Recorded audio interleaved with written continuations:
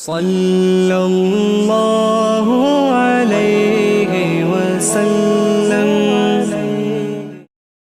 ایک دفعہ انگلی کے اشارے سے ابو لہب نے کہا تھا نبی پاک کو آپ کا ہاتھ ٹوٹ جائے، اللہ نے فرمایا تبت یدا ابی لہب و تب، تو کہتا ہے میرے نبی کا ہاتھ ٹوٹ جائے تیرے دونوں ٹوٹ جائیں گے۔ اور سنو ابو لہب کا حال کیا ہو۔ ابو لہب کا معنی ہے ابو لہب شولوں کا باپ، لہب شولوں والا۔ کیا مطلب؟ ابو لہب اتنا حسین و جمیل تھا کہ اس کے جو رخسار تھے شولوں کی طرح چمکا کرتے تھے، اتنا خوبصورت تھا، لال سرخ رنگ تھا، خوبصورت آدمی۔ عرب میں جب غربت تھی تو اس کے گھر میں اس وقت بھی 2 اینٹیں سونے کی تھی، اتنا مالدار آدمی اور سردار تھا سارے مکے کا۔ لیکن نبی پاک کی بے ادبی کی، تمہیں پتہ ہی نہیں کہ رب دنیا میں سب سے زیادہ ناراض ہی اس سے ہے جو اس کے رسول کا بے ادب ہے، سب سے زیادہ ناراض ہی اسی سے۔ ابو لہب نہ گیا بدر کے موقع پر، ڈر گیا، کہنے لگا میں نے نہیں جانا، مکے میں رہ گیا، نہ گیا جہاد کے لیے، مسلمانوں کے خلاف نہ نکلا۔ لوگوں نے بڑا اس کو لان تان کیا، لیکن کہنے لگا میرے خرچے پہ 4-5 بندے لے جاؤ، میں نہیں جاؤں گا، پیچھے رہ گیا۔ لوگ کہنے لگے بچ گیا، لیکن اس کے جسم کے اندر ایسی بیماری نکلی کہ ریشے سے بھر گیا سارا وجود، ریشے۔ اس کے بچوں نے لے جا کے ابو لہب کو پیچھے ایک حویلی تھی مکے کے باہر، اس میں بند کر دیا۔ چیختا تھا، چلاتا تھا، میں بد دعا نہیں دیتا، پر اگر کلیجہ پھاڑ کے دیکھو تو دل بڑا زخمی ہے۔ میری حیات کو ٹکڑوں میں بانٹنے والے، جب تیری حیات بھی بکھرے تیری ممات بھی بکھرے، اللہ کرے اسی طرح تو بھی روئے جس طرح آج اس دھرنے میں شہید ہونے والے کی ماں روئی۔ اللہ کرے میری حیات کو ٹکڑوں بانٹنے والے، جب تیری حیات بھی بکھرے جب تیری ممات بھی بکھرے، بد دعا ہے تمہارے لیے، بد دعا ہے تمہارے لیے، جب تیری حیات بھی بکھرے تیری ممات بھی۔ بند کر دیا اس کو لے جا کے وہاں پیچھے، اور جب اس کو بند کر دیا کمرے میں تو چلاتا تھا، چیختا تھا، کوئی مجھے بچاؤ، کوئی پانی پلاؤ۔ دروازہ توڑ کے باہر نکلا تو چوک میں مر گیا ابو لہب۔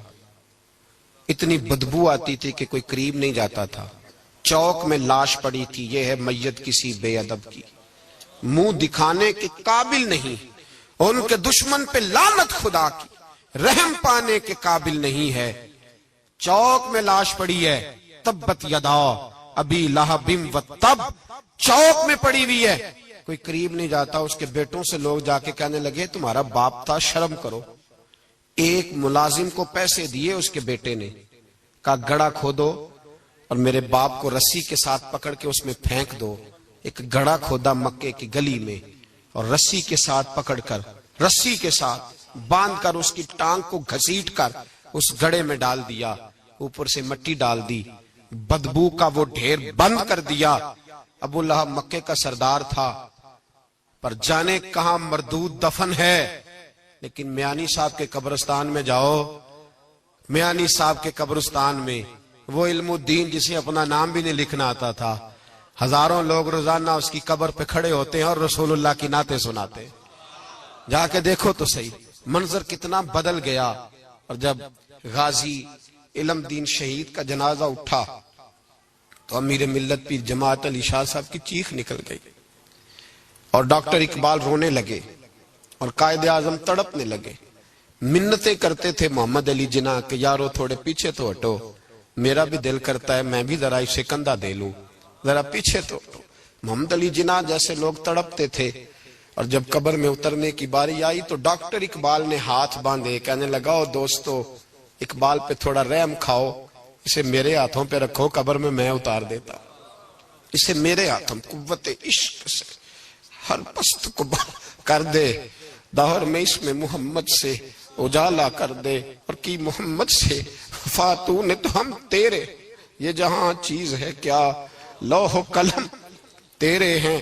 اور اقبال کہنے لگے دیکھو میں شعر لکھتا رہا، اور لوہاراں دا منڈا نمبر لے گیا۔ میرے نبی پاک صلی اللہ، ایک شخص حضور کے سامنے بیٹھا ہے تو منہ چڑھا چڑھا کے باتیں کر رہا ہے۔ کچھ لوگ نقلیں اتارتے ہیں، اور بزرگوں کی نقل اتارنا اور بزرگوں کی توہین کرنا یہ رب کو سب سے ناپسندیدہ فعل ہے۔ توہین کے انداز میں نقل اتارنا، تو کہتے ہیں منہ چڑا چڑا کے باتیں کر رہے تھے. میرے حبیب نے فرمایا نہ ایسے کر, بڑے میٹھے انداز, کیوں اپنے منہ کو بگاڑ رہا, نہ کر. کہنے لگا جی ہے ہی ایسا. حضرت ابو ہریرہ فرماتے میں قریب بیٹھا تھا, حضور مسکرا رہے اور نہ کر ایسے. کہنے لگا جی یہ میرا منہ ہے ہی ایسا. فرماتے میں دیکھ رہا تھا حضور کے چہرے کا رنگ بدلا, آنکھوں میں جلال آیا. فرمایا اچھا جا پھر ایسا ہی ہو جائے, جا پھر ایسا ہی ہو جائے. کہتے ہیں میں نے دیکھا اس آدمی کا منہ بگڑ گیا. حضرت ابو ہریرہ فرماتے ہیں وہ رویا کرتا تھا مدینے کی گلیوں میں اور کہتا تھا کوئی مجھے معافی لے دو, لیکن گرا جو ان کی نگاہ سے وہ سنبھل نہیں سکتا. گرا جو ان کی نگاہ سے کبھی سنبھل نہیں سکتا. کوئی ایسا کام نہ کرے, کوئی ایسا کام نہ کرے, کوئی بھی, جس سے حدیث صحیح میں موجود ہے بنی اسرائیل کے ایک شخص نے اپنی ماں سے بد دعا لی تھی اور عابد زاہد تھا, لیکن ماں کا نافرمان تھا. تو اماں نے کہا جا مرنے سے پہلے تو آزمائش میں مبتلا ہو جائے. رب کی خفیہ تدبیر سے ڈرنا چاہیے. تو مرنے سے پہلے پہلے ایسی آزمائش میں ڈال گیا کہ ایک بری عورت نے الزام لگا دیا. لگا الزام, لیکن زمانے میں رسوائی چاروں جانب ہو گئی. تو لوگ آ کے کہتے تھے تیرے ساتھ کیا بنا؟ کہتا کچھ بھی نہیں, میری اماں نے میرے لیے بد دعا کی تھی, اس کا رنگ دیکھ رہا ہوں. کیوں میں نے ستایا اپنی ماں کو؟ توبہ کر, دعائیں لیا کریں زندگی میں. بد دعاؤں والے کام ہم تو 1 منٹ لگاتے ہیں بد دعا لینے میں, 1 منٹ لگاتے, 1 منٹ. ایک میں بزرگوں کا پڑھ رہا تھا ایک دفعہ اخبار میں, تو ان کی آنکھیں کالی ہو گئی, اندر سے کالی ہو گئی. تو بیچارے نابینا ہو گئے.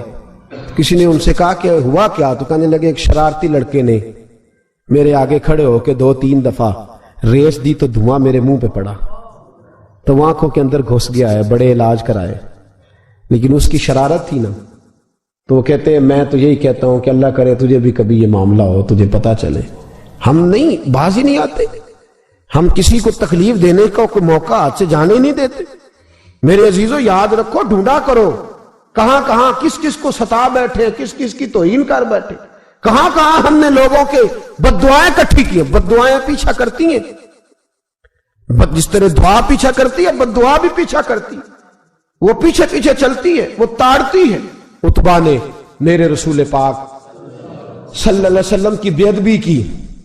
حضور علیہ الصلوۃ والسلام کے چہرہ انور پر اس نے معاذ اللہ ثم معاذ اللہ تھوکنے کی ناپاک جسارت کی. میرے حبیب نے دعا فرمائی, یا اللہ اللہم سلط علیہ کلب, اللہ اس پر درندہ مسلط کر دے. ابو لہب کا بیٹا تھا, رات کو جب سوتا تھا تو ابو لہب 2-4 بندوں کو معاوضہ دے کے کھڑا کرتا تھا کہ نیزے لے کے کھڑے ہو جاؤ, میرے بیٹے کے قریب کوئی نہ آئے. توجہ ہے آپ کی, نیزے لے کے کھڑے ہو جاؤ. لوگ کہتے تو انہیں نبی بھی نہیں مانتا اور بات ہر ایک مانتا ہے, پیغمبر بھی نہیں مانتا. تو ان کے جملے کہنے لگا میں مانوں نہ مانوں بات الگ ہے, لیکن میرا تجربہ ہے جو اس کے منہ سے نکل جاتا ہے وہ ہو جاتا ہے, جو ان کی زبان اتھر سے نکل جاتا ہے وہ. ایک سفر پہ جا رہے تھے, قیام کرنا تھا, سونا تھا, 4 پہیاں لگی چاروں جانب. تو بیچ میں ابو لہب نے اپنے بیٹے کی 4 پائی لگائی, بیچ میں. جاگ رہے ہیں آپ لوگ؟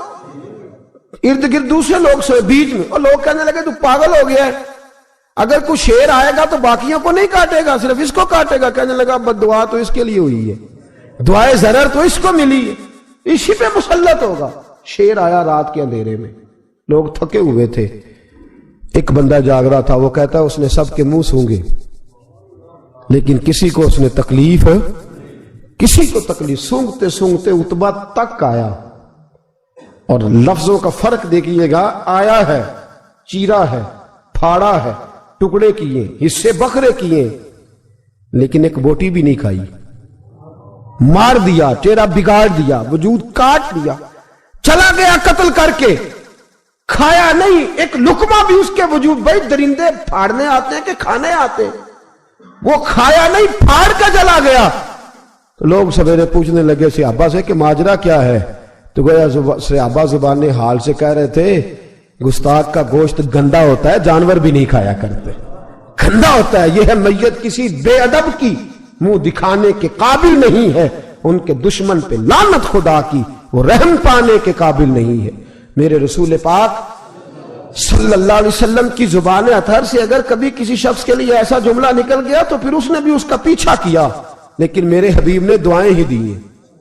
ام حرام، یہ بخاری کی حدیث ہے، ایک خاتون ہے رضی اللہ تعالیٰ عنہ، وہ کہتی ہیں ایک دن نا میں نے کہا یا رسول اللہ میرا دل کرتا ہے میرے گھر آئیں، تو حضور تشریف لائے تو بڑے تھکے ہوئے، محبوب سفر تھا تو کہتے تھکے ہوئے تشریف لائے تو حضور آ کے بیٹھے ہی تو میں نے دیکھا کہ نیند کی طرف توجہ ہے حضور کی، کہتے میں نے تکیہ پیش کیا تو میں قربان جاؤں محبوب میرے گھر میں آرام کرنے لگے، کہتی ہم سارے نظارے دینے لگے، دیکھو ہم کتنے خوش قسمت ہیں کہ ہمارے بسترے بھی نور نالا نور ہو گئے، ہمارا گھر بھی چمک گیا، روشنی پھیل گئی۔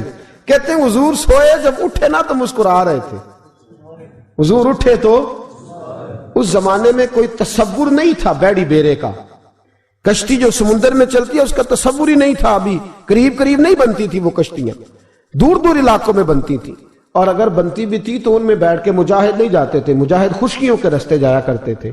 بی بی کہتی ہیں حضور اٹھے تو مسکرا رہے تھے، تو میں نے کہا حضور آپ کیوں مسکرا رہے ہیں، خیر تو ہے؟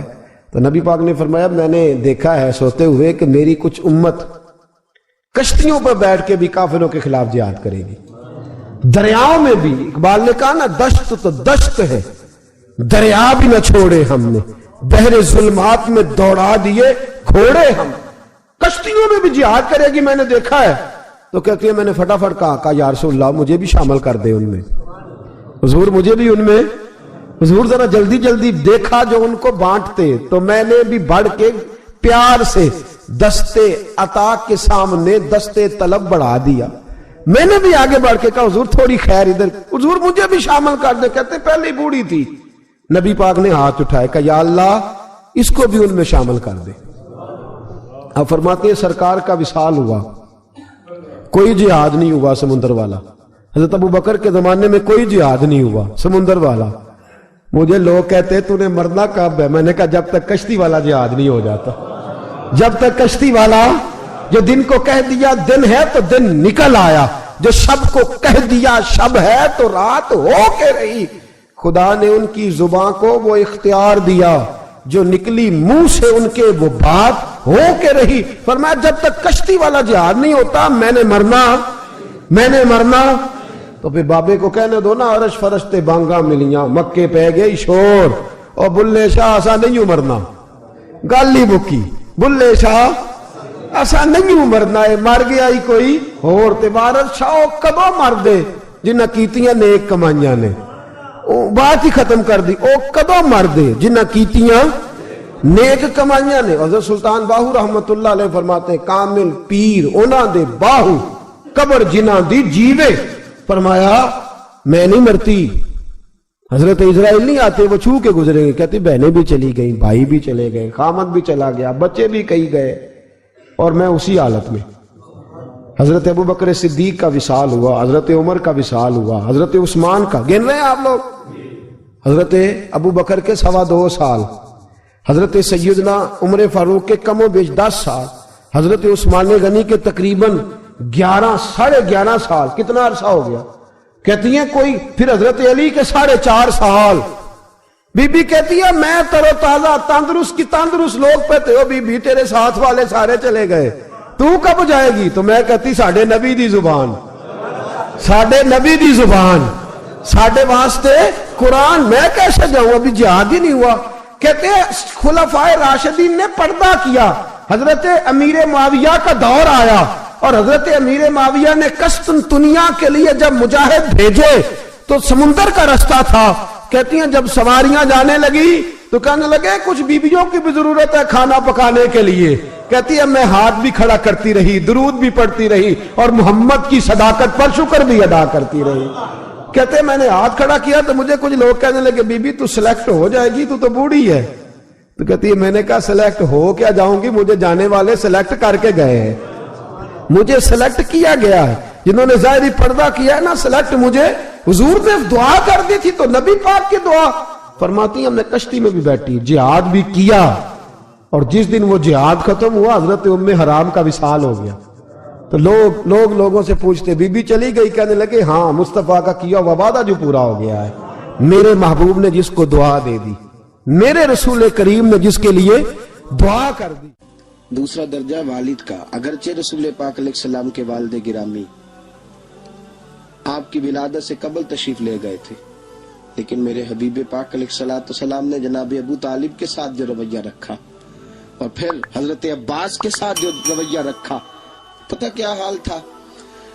जब रसूल पाक अलैहिस्सलाम फरमाते गुर्बत थी तो मुझे जनाब अबू तालिब ने पाला, उनकी ज़ौजा हजरत फातिमा बिनते असद रदी अल्लाह ताला अन्हा जो जनाब अली अल मुर्तदा की वालदा है, फरमाते हैं कि उन्होंने मेरी बड़ी खिदमत की, मुझे घर में रखा, प्यार से रखा। मेरे वालिद और वालदा के विसाल के बाद, चचा के जाने, दादा के जाने के बाद चचा और चची ने पाला और इस घर को एक मुकम्मल माहौल फराहम किया। फिर एक वक्त आया कि जनाब अबू तालिब पे गुर्बत आई। नबी करीम सल्लल्लाहु अलैहि वसल्लम बकरियां चराने जाते थे और वहां से जो उजरत लेके आते थे सीधी लाके चचा की हथेली पे रखते थे, चचा की हथेली पे रखते और फरमाते थे कि चचा आप अपने मसारफ के लिए इसको खर्च कर सकते हैं, ये आलम। और फिर चचा ने भी तो कमाल कर दी ना, फिर उस चचा ने भी तो कमाल कर दी ना।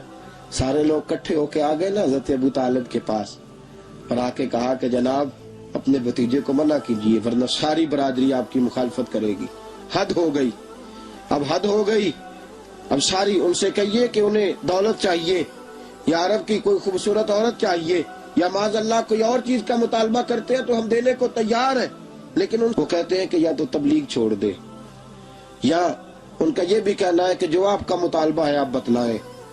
हबीब पाक अलैहिस्सलाम ने फरमाया कि अगर वो मेरे सीधे हाथ पे चांद रखें, दूसरे पे सूरज रखें, फिर भी मैं अल्लाह की तौहीद का ऐलान करता ही रहूंगा, मैं तो इस दावे से बाज नहीं आऊंगा। जनाब अबू तालिब ने कहा भतीजे फिर मैं भी बूढ़ा हो गया। तवज्जो है आपकी? मेरी बात समझ में आ रही है? जिस आदमी का बड़ा सहारा हो ना, बड़ा, वो जब कहता है ना नहीं, बंदा की ना कुछ उम्मीदें वाबस्ता होती है कुछ लोगों के साथ। वो एक दो चार लोगों को काम कहते हैं, फिर उन्हें पता होता है कि फला आदमी से मेरी उम्मीद वाबस्ता है, वो कभी नहीं जाएगा। जब अबू तालिब ने कहा ना कि मैं फिर बूढ़ा हो गया हूं, तो अल्लाह के हबीब उठे। हुजूर सैयद आलम सल्लल्लाहु अलैहि वसल्लम की मुकद्दस आंखों में आंसू है। गोया हुजूर फरमा रहे हैं कि चचा बाप कल्फत भाई की नहीं करता जायदाद के तनाजे में जितनी भतीजे उठ के करते। जनाबे अबू तालिब ने देखा कि रसूल पाक ने रुख फेरा, आंखों में आंसू है। अच्छा चचा तेरी मर्जी, ये लफ्ज कहे तो हुजूर की आंखें भर आई। जनाबे अबू तालिब बूढ़े आदमी थे, उठे पीछे दौड़े, हुजूर को कंधे से पकड़ा, खींच के रुख अपनी तरफ किया, सीने से लगाया और कहा भतीजे जा, जो तेरे दिल में आता है कर, खुशी हो या गम हो, कोई साथ दे ना दे, तेरा चाचा हमेशा तेरा साथ देता रहेगा। जा तुझे इजाजत है, जो तेरे दिल में है। मेरे दोस्तों, बहसीयत एक सरबराह खानदान के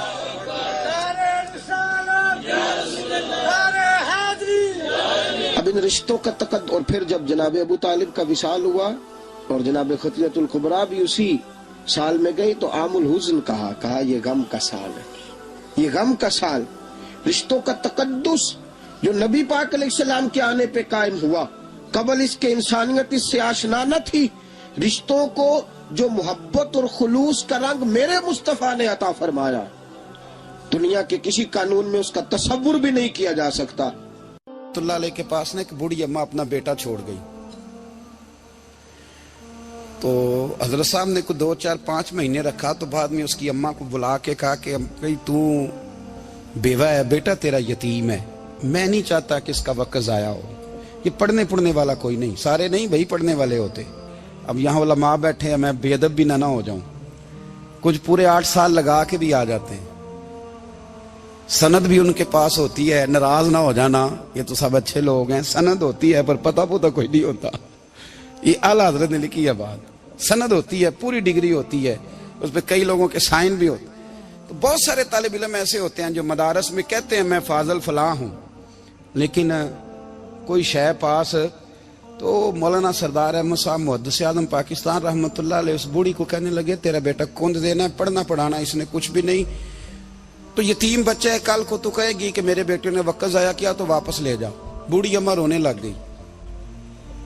کہنے لگی میں پڑھانے تو نہیں لائی تھی، میں تو آپ کو رب کا ولی سمجھتی ہوں، میں تو نوکری کرانے لائی تھی، نوکری۔ حضرت انس بن مالک کہتے ہیں میری اماں بھی حضور کی بارگاہ میں دے گئی تھی، حضور کی بارگاہ میں۔ یہ نہیں کہا تھا کہ یا رسول اللہ پڑھا دیں، ہاں ہاں میں ذمہ داری سے بات کر رہا ہوں، یہ نہیں کہا تھا حضور مجاہد بنا دیں، یہ تھوڑی کہا تھا کہ یا رسول اللہ صلی اللہ تعالی علیہ وسلم سے مفسر، محدث، محقق، مفتی بنا دیں۔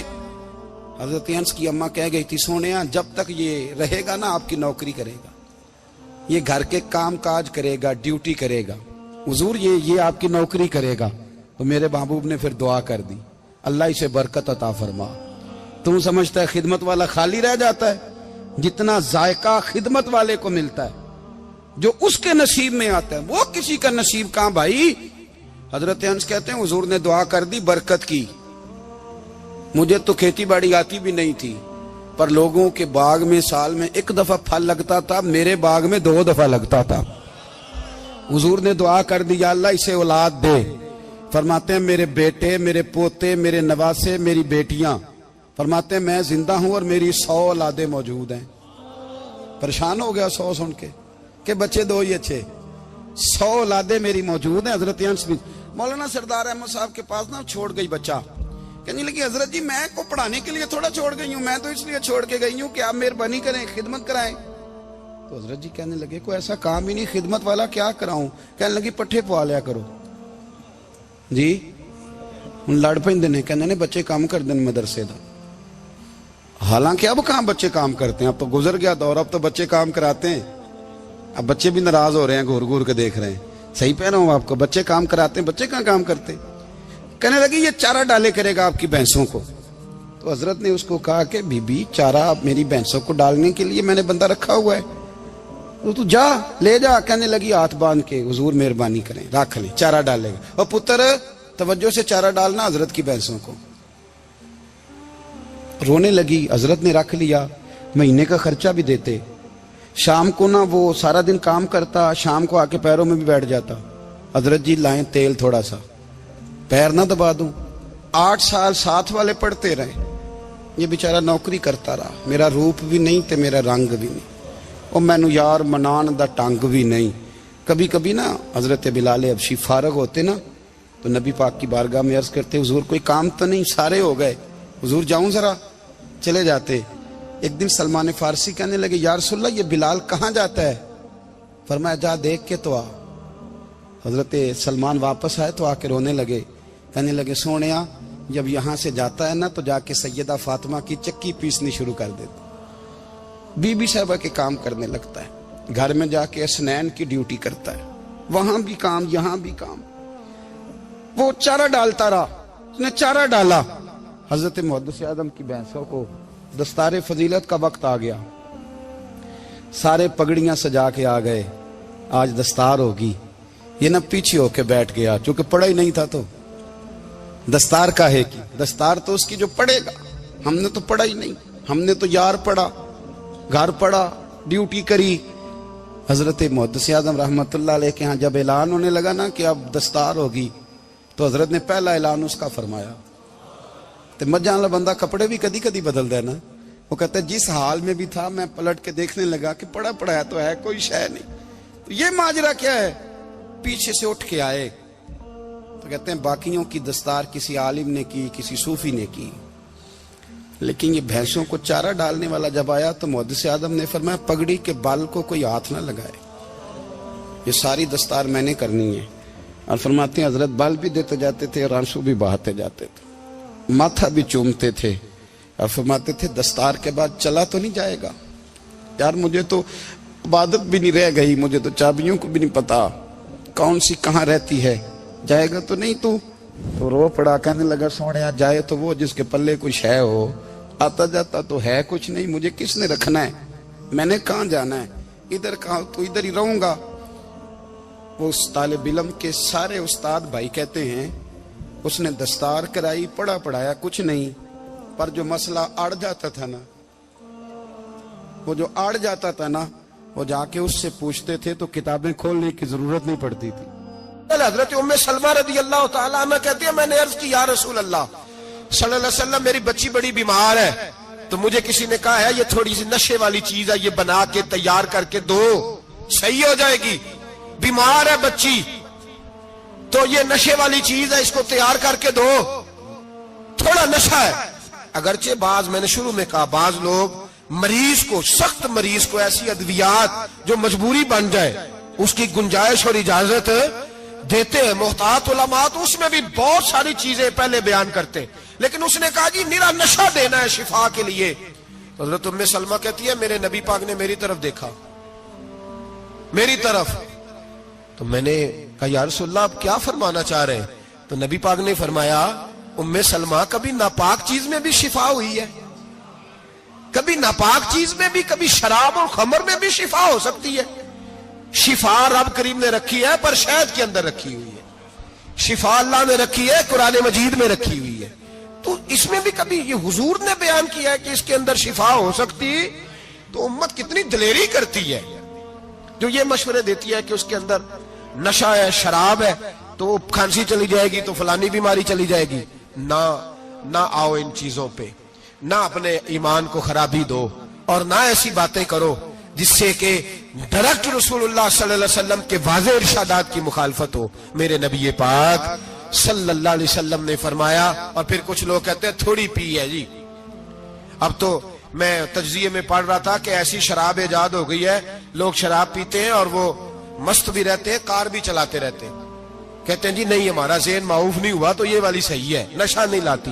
میرے نبی پاک صلی اللہ علیہ وسلم نے فرمایا جس چیز کی تھوڑی مقدار، زیادہ مقدار حرام ہے اس چیز کی تھوڑی مقدار بھی حرام ہے، جس کی زیادہ مقدار حرام ہے اس کی تھوڑی بھی۔ تو خمر اور شراب اگر فل پینا جائز نہیں تو تھوڑی پینا بھی جائز، یہ حرام ہے اور حرام تھی اور قیامت تک حرام ہی رہے گی۔ میرے نبی پاک صلی اللہ علیہ وسلم نے منع کیا اور حضور نے اظہار ناپسندیدگی فرمایا، اور میں 40 دن تو عبادت ہی قبول نہیں ہوتی شراب پینے والوں جب تک سچی توبہ نہ کرے۔ یہ لفظ جب ادا کرتا ہوں تو شرم سے میری زبان لڑکھڑاتی ہے کہ یار درباروں پہ بھی نشہ بکتا ہے۔ میں یہ بات کر رہا ہوں صوفیاء کا ترجمان، درباروں پہ، مزاروں پہ، اور سجادہ نشینوں تمہیں زمین نگل جائے، آسمان تمہیں لے اڑے، تم پر قہر نازل ہو، تم نے باپ دفن کر کے تو وہاں نشے کا اڈا بنا لیا، ماؤں سے بیٹے چھیننے لگے ہو، عورتوں کے سروں سے کپڑے چھیننے لگے ہو، سہاگ مارنے لگے ہو، بیٹیاں اور بیٹے یتیم کرنے لگے ہو، نشہ بیچتے ہو درباروں اور مزاروں پہ، یہ تماشا لگ گیا۔ آپ کیسے کروں یہ بات، پر کرنی پڑ رہی ہے، مجبوری ہے، یہ مضمون مکمل نہیں ہو سکتا۔ بند کر دیں وہ دربار، ہمیں نہیں چاہیے جن درباروں پہ نشہ بکتا ہے۔ میں ذمہ داری سے کہہ رہا ہوں، بات ریکارڈ ہو رہی ہے۔ جوتے کی نوک پہ وہ سجادہ نشین جو امت کو ڈرگز دیتا ہے، وہ سجادہ نشین کا ڈیرا نہیں، وہ گند کا اڈا ہے، وہاں سے فیض نہیں مل رہا، امت کی تباہی ہو رہی ہے۔ بتا دو، پھیلا دو، اس کو اعتراض کرنا ہے کرو۔ میرے رسول پاک سید عالم صلی اللہ تعالی علیہ وسلم کا دین ضروری ہے، کسی پیر کی سجادگی ضروری، بولیے سجادگی ضروری، بڑی ذمہ داری سے کہہ رہا ہوں اور نمائندگی کر رہا ہوں اپنی جماعت کی۔ نہ ہمارے بزرگوں نے کل اس کی حمایت کی تھی، نہ آج کرتے ہیں، نہ قیامت تک کریں گے۔ بند کر دے وہ دربار اور مزار۔ بزرگ دنیا میں یہ کام کرنے آئے تھے، اور ہماری سوچ اتنی گر گئی ہے، اتنے ہم کمزور ہو گئے۔ کہتے ہیں جب اس کو چڑھ جاتی ہے تو پھر بڑی معرفت کی باتیں سناتا ہے۔ تجھے شرم نہیں آئی ہے لفظ کہتے ہوئے؟ اب نشئی تجھے معرفت سکھائے گا؟ اب تو شرابی سے، بھنگی چرسی سے دین سیکھے گا؟ کہتے ہیں اس نے پی ہوئی تھی، چڑھی ہوئی تھی، بات کر دی تو میرا کام بن گیا۔ اتنی گندی اور میلی سوچ صاحب ایمان کی ہوتی ہے، تو اب نشیوں سے جا کر دعائیں کرائے گا؟ سن، میرے نبی پاک صلی اللہ علیہ وسلم نے فرمایا جو شراب پی لے، نشہ کر لے، اس کی تو 40 دن تک عبادت رب قبول نہیں فرماتا۔ تو کہتا چڑھی ہوئی تھی تو اس نے دعا کر دی، تجھے شرم ہی نہیں آئی بات کرتے؟ حیا ہی نہیں کیا تو نے جملہ بولتے؟ یہ کوئی تصوف اور طریقت ہے؟ جاؤ اٹھا کے لے جاؤ، ایسی کوئی تصوف اور طریقت ہمیں نہیں چاہیے۔ ہمیں وہ والی طریقہ چاہیے جس میں خدا کے قرآن کی بات ہوتی ہے اور محمد مصطفیٰ کے فرمان کی بات ہوتی ہے صلی اللہ علیہ وسلم. تو بھائی یاد رکھو یہ کوئی طریقہ نہیں. ایک مزار ہے, مجھے ایک صاحب کہنے لگے آ جائیں یہاں بھی فاتحہ پڑھیں. میں نے کہا یہاں کیا ہے؟ کہنے لگے تھے تو بابا جی نشہ وشا کرتے, پر اب سنا ہے لوگوں کی منتیں بڑی پوری ہوتی ہیں. مجھے جذبات بڑے کم آتے ہیں. میں نے اس آدمی کو گریبان سے پکڑ لی, میں کہ ادھر ہٹ, وہ تو نشہ کرتا تھا اور تو جاتا تھا, تیری یہ کیسے طاقت ہوئی؟ تو نے مجھے مشورہ دے دیا, تو ہمیں کمزور سمجھتا ہے؟ ہم کمزور ایمان کے لوگ ہیں, اور میں یہاں تجھے کہوں گا نہیں نہیں میں یہاں نہیں جاتا, میں وہاں جاتا ہوں. بالکل کوئی لگی لپٹی بات نہیں, کھری بات. تصوف وہ, دربار وہ جہاں قرآن پڑھا جائے اور رسول اللہ کی حدیث سکھائی جائے, باقی کوئی مطلب نہیں کسی قسم کا. میں داتا صاحب کبھی جاؤں نا جلسہ کرنے کسی کام سے, کسی تقریب میں, تو میں داتا صاحب کے مزار پہ نہیں جاتا. میں کہتا ہوں یار یہ یرانہ نہیں کہ بندہ کسی کام آیا تھا تو فاتحہ پڑھ لی, واپس چلو. گکھڑ سے اسپیشل آئیں گے داتا صاحب کے مزار پہ حاضری دیں گے, اور میرے سنگی گواہ ہیں کہ میں اسپیشل ٹائم نکال کے بہت سارے کام چھوڑ کے اسپیشل جاتا ہوں, اور میں مراد ماننے نہیں جاتا, میں داتا صاحب کا شکریہ ادا کر دے جاتا ہوں. میں ان سے کہتا ہوں حضور آپ کی مہربانی, آپ یہاں آئے تو ہمارے بڑے بھی رسول اللہ کے غلام بن گئے. میں تو سلام عقیدت پیش کرنے جاتا ہوں. ہم مزارات پر جانے کے قائل نہیں, بلکہ ہماری تو عقیدت کا درجہ ہی مکمل نہیں ہوتا جب تک ہم مزار پہ سلام نہ کریں. پر مزار داتا صاحب کا, مزار خواجہ معین الدین اجمیری کا, مزار غوث اعظم جیلانی کا, مزار محدث اعظم مولانا سردار احمد کا, مزار اولیاء کا, مزار میاں شیر محمد شرک پوری کا, مزار رب کریم کے بندوں کا. بھنگیوں چرسیوں کے مزار نہیں ہوتے, اور نام ان مزارات کے قائل ہے, بالکل قائل نہیں ہم. میں تھوڑے دن پہلے لاہور گیا تھا, تو میں کار میں میاں صاحب میاں شیر محمد شرک پوری کا ذکر کر رہا تھا. میں اپنے دوستوں سے کہہ رہا تھا یار بہت بڑا بابا ہوا ہے. تو مجھے کہنے لگی کرامت کیا ہے؟ میں نے کرامت یہ ہے کہ ساری زندگی سنت کا درس دیا ہے. تو مجھے کہنے لگے آپ کبھی گئے نہیں؟ میں نے کہا میں اسپیشل گیا تھا, اور تھوڑے دنوں کے بعد پروگرام بناؤں گا تو میں ساتھ لے کے جاؤں گا. ہم مزارات کے قائل ہیں, حاضریاں دیں گے مزاروں پہ, لیکن بھنگیوں چرسیوں کے مزاروں پر جانے کے قائل ہیں. زور سے بولے, یہاں جانے کے قائل ہیں. کوئی عقیدہ نہیں ہے ہمارا. نشہ بکے گا اب مزاروں پہ, اب یہ تصوف ہوگا وہاں, یہ طریقت ہوگی. اور ملت پر رحم کھاؤ خدا را. اگر تمہارے قومی ادارے کہتے ہیں رپورٹ کرنے والے کہ 70 لاکھ پاکستانی نشہ کرتا ہے, تو کیا تمہیں یہ نہیں پتا کہ نشہ بیچتا کون ہے؟ کیا تمہیں یہ نہیں پتا کہ ڈرگز کا کاروبار کون کرتا ہے؟ اگر تمہیں یہ پتا ہے تو کیا یہ خبر نہیں تمہیں کہ ان رگوں پر یہ خون اتارتا کون ہے؟ میں اپنے بزرگوں سے معذرت کے ساتھ, نشے کا آغاز, ناراض تو نہیں ہو جائیں گے بزرگ, نوجوانوں کو میں لتاڑ لیتا ہوں لیکن بزرگوں کی عزت کرنا سنت ہے, تو میں بزرگوں سے معذرت کے ساتھ یہ یوں سمجھ لیے خوگرے حمد سے تھوڑا سا گلا بھی سن لے. نشہ سگریٹ سے شروع ہوتا ہے, سگریٹ سے. میں تمباکو کو حرام نہیں کہتا, یہ فتویٰ نہیں دے رہا. تمباکو کا حکم وہی ہے جو مولی کا ہے, جو کچے پیاز اور لہسن کا ہے, کہ آپ جب کھا لیتے ہیں تو منہ سے بدبو آتی ہے, تو آپ مسجد میں آئے تو آنے سے پہلے مسواک کریں, منہ صاف کریں, پھر آپ آ جائیں. تو جائز ہے, مکروہ ہے لیکن حرام ہے.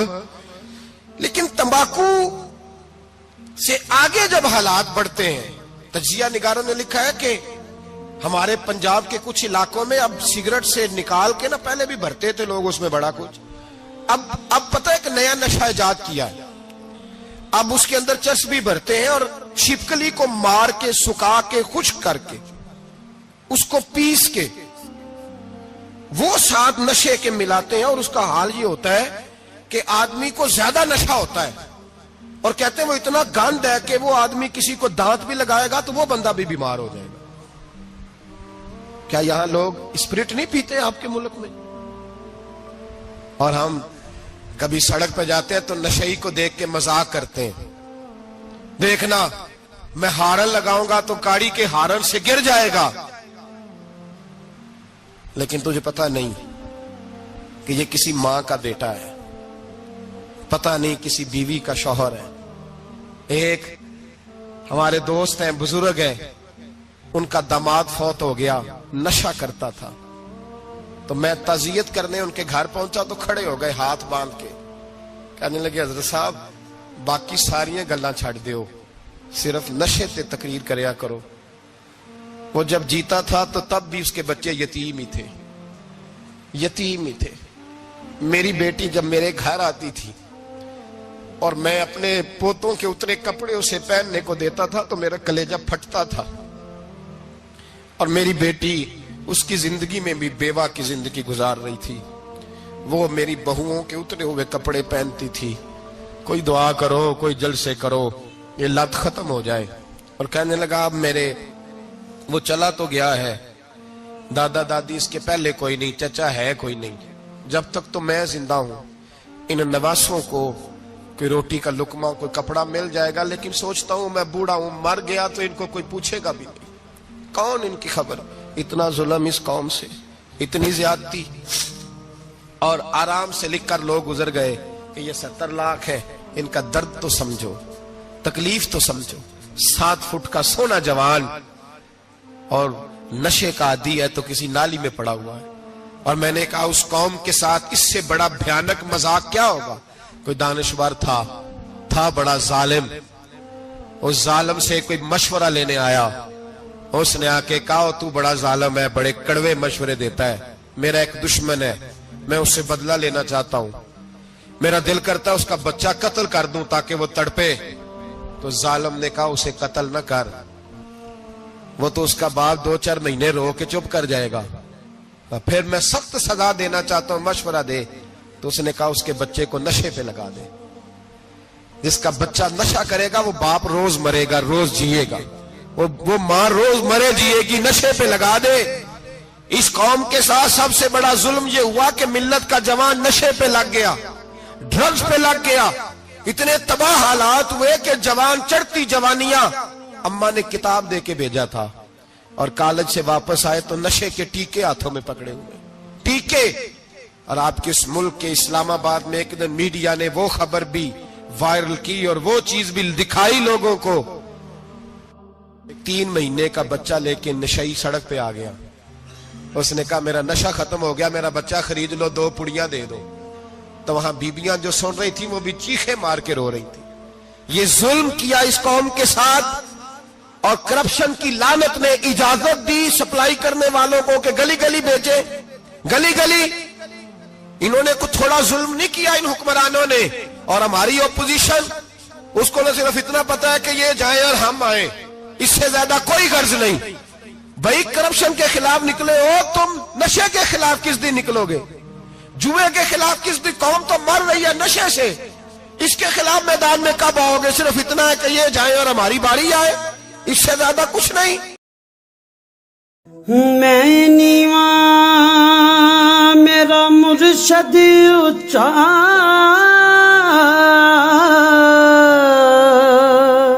تے میں اچیاں دے سنگ لائی.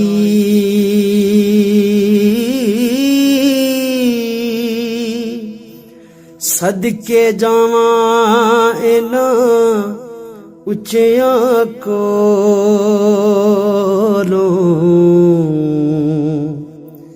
جنہاں نیویاں نال نبھائی. ٹر جانے نے سب رنگ رنگیلے, بس نام خدا دا رہنا.